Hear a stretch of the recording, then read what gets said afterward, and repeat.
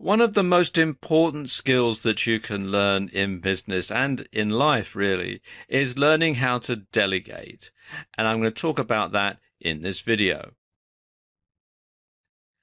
Now, when it comes to delegating, you can delegate to other people, you can delegate to processes, or you can delegate to both.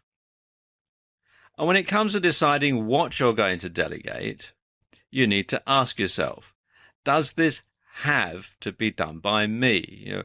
Am I the only person who can do this task? Is this something that requires my own personal attention?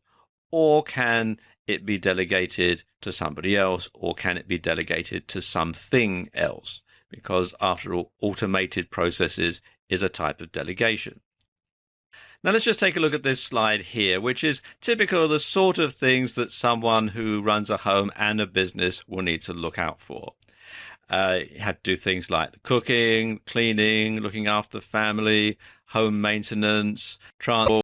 You might have to drive your kids all over the place, looking after websites if you run an online business, finding new clients, creating products or providing services, dealing with correspondence, emails, letters, phone calls, that sort of thing.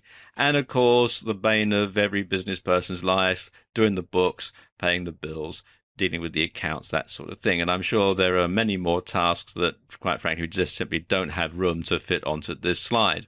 No wonder the caricature in the middle here is looking a bit glum. Well, let's look at how tasks on this slide could be delegated. First of all, delegate the cooking. You can always eat out, and you're delegating the cooking to the people in the restaurant. Then there's the cleaning. You can hire a cleaner to do that for you. Your time is valuable. If you're doing your cleaning, then you're charging yourself a great deal of money for something that actually has a very low value. When it comes to home maintenance, there's all sorts of maintenance contractors out there who can do things like giving the outside a lick of paint or cutting the grass and weeding the flower beds and that sort of thing. And they can be hired locally very easily. When it comes to transport, well, you can get an account with a taxi firm. Lots of cab companies will actually offer a discounted rate to their contract customers, so ask around, and then you can simply give everybody the taxi company's number and your account number, and then they can simply book a cab to get around, freeing you up to do other things. You can see our character is starting to brighten up a bit. Now, when it comes to work, of course, looking after websites is certainly something that you should delegate to a web design company, because if you have an amateurish looking website, then you're going to give the impression that you're giving an amateurish service or you're providing an amateurish product. So outsourcing, looking after your website to a web design company is a good move for all sorts of reasons. Then there's creating products or providing services. Now that can be outsourced, especially if you're making a digital product or you're providing a service online. And there are lots of websites out there like freelancer.com or Upwork that can put you in touch with talented freelancers who can do the job for you. For short jobs, small jobs, you can usually use fiverr.com.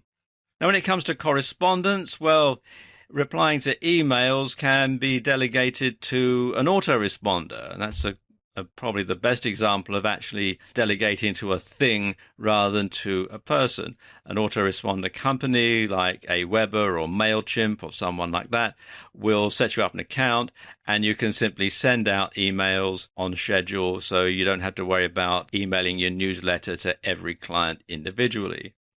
And for other things like answering the mail, answering the phone, that sort of thing, you can always hire a virtual assistant or VA. And again, you can look on sites like freelancer.com or Upwork and so on.